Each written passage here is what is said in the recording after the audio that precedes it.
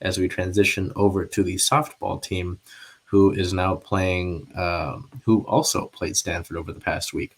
Before we get to that, though, again, we will look at the games that UW played before and then after we look at that Stanford series after Stanford.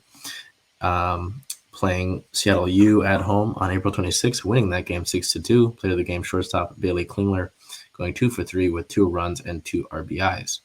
Then over here, looking at the Stanford series, you can kind of get how these things are going to go with the little broom picture we've added in there, but we'll get over to the recaps first. April 29th versus number 21 ranked Stanford, a 5-0 win.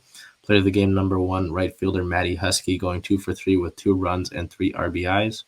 Player of the game, number 2 for that game, starting pitcher Gabbie Plain, who went 7 innings, allowing only 4 hits, no runs, 7 strikeouts, and against 26 batters faced. April 30th versus Stanford, a 2-0 win.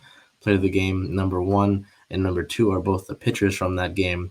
Number 1, starting pitcher Kelly Lynch, going 4.2 innings, 5 hits allowed, 0 runs, 5 strikeouts, and 19 batters faced.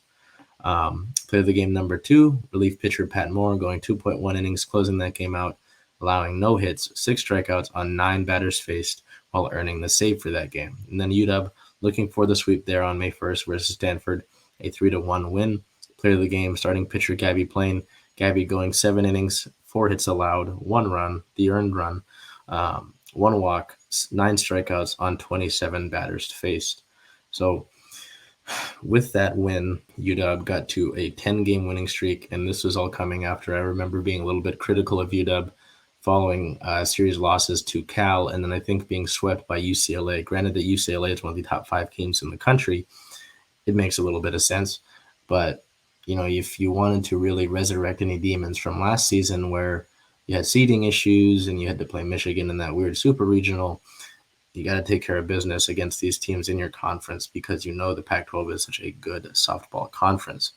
And then we get to that game after the Stanford series, May 2nd versus Utah Valley, a 9-1 win in 6 innings, run ruling Utah Valley. Player of the game, number 1, shortstop Bailey Klingler, going 3 for 4 with 1 run and 4 RBIs. Player of the game, number 2, starting pitcher Kelly Lynch, going 6 innings, allowing only 1 hit, 1 run. That run earned 2 walks, 16 strikeouts, a career-high 16 strikeouts, while facing 23 batters. That is an 11-game win streak for UW at the moment with that victory over Utah Valley. Heading over for team news for softball, starting pitcher Gabbie Plain, we talked about her being player of the game for the 2 of those games against Stanford.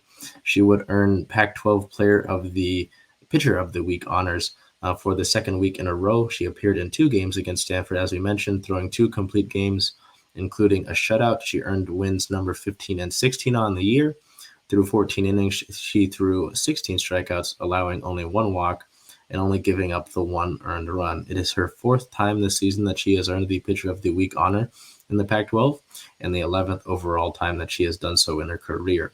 On the season, Plain has a 1.88 ERA and 159 total strikeouts. With that being said, UW now sits at 10th in the nation for softball with a 33-11 overall record, sitting at 3rd in the Pac-12. So, you talk about 10th in the nation, 33-11 record, and then sitting at 3rd in the Pac-12 just shows you how good the Pac-12 is when it comes to softball.